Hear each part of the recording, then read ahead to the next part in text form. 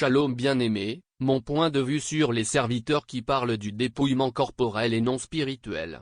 Attention peuple de Dieu, tous les témoignages de dépouillement ne viennent pas de l'Éternel. Bien-aimés, restons sages, la colère de Dieu est descendue sur les faux serviteurs. Ils seront tous exposés, et surtout ceux qui parlent du dépouillement corporel et non spirituel, car ils ont des rancunes les uns envers les autres. Attention peuple de Dieu car la parole de Dieu nous parle dans le livre de Matthieu 10 versets 27 à 28 disant, la parole nous dit ceci, ce que je vous dis dans les ténèbres, dites-le en plein jour, et ce que vous est dit à l'oreille prêchez-le sur les toits. Et le verset 28 nous dit, ne craignez pas ceux qui tuent le corps, et qui ne peuvent tuer l'âme et le corps dans la géhenne. Bien-aimés, ayez la crainte de Dieu. Évangélisez sur la repentance spirituelle. Évangélisez sur le dépouillement spirituel. Vous les serviteurs vous aviez de mauvais comportements vis-à-vis des autres. Vous chuchotez sur la vie des autres. Dépouillez-vous spirituellement, le Seigneur Jésus-Christ revient bientôt. Bien-aimés, avant de vaincre le corps vous deviez d'abord vaincre l'esprit.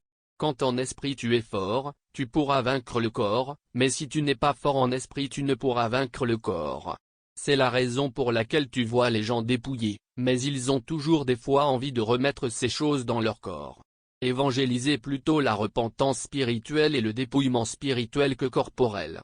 Bien-aimé, au dernier jour chacun sera jugé selon ce qu'il a fait sur terre. Bien-aimé, le Seigneur te demandera, es-tu dépouillé corporellement et spirituellement?